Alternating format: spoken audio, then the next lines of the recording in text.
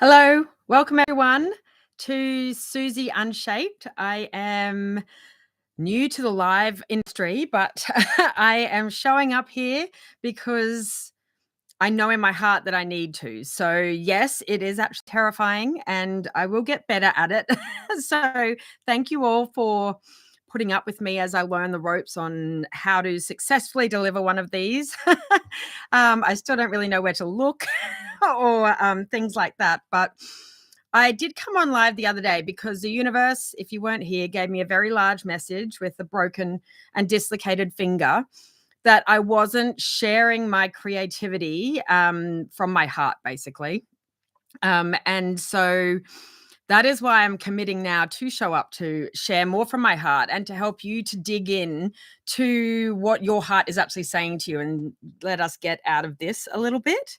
A little bit about me. I am Susie Xx. I founded the brand Scanties, which I am calling anti-shapewear because I have decided to start an anti-shapewear movement because I believe that everyone is beautiful as they are. And I think we're calling it, aren't we? We're calling time on being told to squish into things that are two sizes too small. And for what? How does it make you feel when you are in something that's uncomfortable? If anything, if you're in anything that's uncomfortable, it makes you feel awful. So we are canceling shapewear. And what I found in my journey is I just thought I was creating a pair of underwear that was super comfortable, smooth lines, um, without the compression. So I thought I was doing that. But really, what I was doing is turning off the negative thought pattern that goes on in our head when we feel like we're not enough. So that can happen a million different ways. And so I've now been able to expand Scanty's anti shapewear to include the physical product, but also to include the emotional tools that help us to remove all the emotional shapewear that is in our lives that we don't even know that we're wearing. So that is the little voice in your head that says, oh, I should do this, or I really should do that. Oh gosh, I really need to go to that, but I don't want to. That's the voice. That's the emotional shapewear. That's all of the things that actually don't feel good in your heart. So I am on a mission to help you to listen to that. And I have titled this live as Are You Listening? Like, are you really listening? Like, the universe smacked me in the face with this. And it wasn't just this. It was like, I've got black bruises up my arm. If you can see that, I've got bruises on my hands, on my knees, everywhere. And what I noticed was in the days afterwards, I was like, yeah, okay, I got the message. But we are so conditioned to think from here that we don't even notice the signs when we're being given them. So I was trying to, yesterday on my live, I was talking about how I was going to then try to record a live meditation. For me, meditation is a huge tool to remove no, not to remove anything, actually. It's a huge tool to just connect back in here. So I love meditations with music. Some people like them without, but beautiful music, deep breathing. Like, we could all just take a couple of deep breaths now, actually. So breathe in and breathe into your belly, like deep, deep down. We all breathe too high up here. And if you're not breathing properly, you can't listen. Not here, here. You can't listen with your heart. So breathe into your belly and a big breath out. And then breathe into your belly again. And a big breath out. And then one more time. And a big breath out. And I know that was random, and I probably should have done that at the beginning, and I probably will in future incorporate that into the beginning. But as I said, I'm learning. So thank you for putting up with my learnings. But what I noticed was I said that I was going to, so I recorded a meditation. I put the music through the sound system. And I noticed that when I replayed it, it was awful. It was distorted. It wasn't working.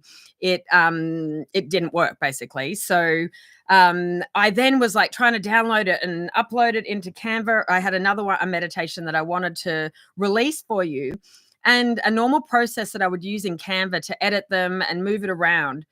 it wasn't working. Like the buttons weren't working. Things weren't like I've done this quite a few times now. My Wings of Hope program, I record meditations all the time and release them.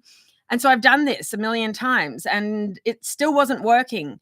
And instead, I kept trying to bang the round peg into the square hole. I was banging it and banging it and banging it. And I had completely forgotten my lesson of like it wasn't working. If something's not working, we're being told something. It's not the right direction. It's like I love the saying that rejection is just redirection. So if you get rejection in any form, it's actually a sign saying that's not the right way to do this. So it means you need to shift and move into another angle and see. And what is meant to be will be easy. So I hadn't listened to my lesson, which was if it's not working, that's not the path. So, and that's for lots of things. I actually was talking with my lovely friend Anna, who sat with me in the hospital while we sorted all of this out. And she watched all the gory stuff, and I did not. And we were talking about she was at a gym class and she just joined this new gym. And there was a kind of annoying person that was really negative and just negative moaning, basically. Well, like, those the moaning, groaning type people. And so I thought about that, and Anna was sort of like, "How do I manage this?" And like we were making plans, or she could go up to the front of the class, she could try and like wedge herself in somewhere else. And then later that night, I was actually thinking about this same lesson. It's like if it doesn't feel good, it means you're the one in control to change something. So I had the epiphany to Anna. I was like, maybe you're not supposed to be at the 5 a.m. class. Maybe this is the universe telling you you can actually go to the 6 a.m. class, which is a double win. Like you don't need to, you can sleep for an extra hour longer and try the 6 a.m. class and see if that feels better, like that, like it might just flow. And so it's sort of like giving us a guide if that doesn't feel good to try something else. So the same goes for tech. And I know Mercury is retrograde at the moment, but I think we need to listen to the little signs. If the button's not working on it, then maybe it's not the right thing to do. So just maybe that's my job for you today, is to reflect and notice things. Notice where things aren't working, and if you're doing a me and trying to jam the square peg into the round hole, like hammering it harder still won't make it fit. So maybe we need to go in another direction that might have a round hole and a round peg to go into it. So I'm going to leave you with that thought and just notice in your lives where that might pop up, because I think sometimes we might be doing this the hard way and we're being shown there's an easier way, but we're not listening. So I'm going to leave that to you. I'm going to take my own advice. And now I'm off to watch my daughter's basketball game. So I hope you have a lovely day and goodbye. I love you all.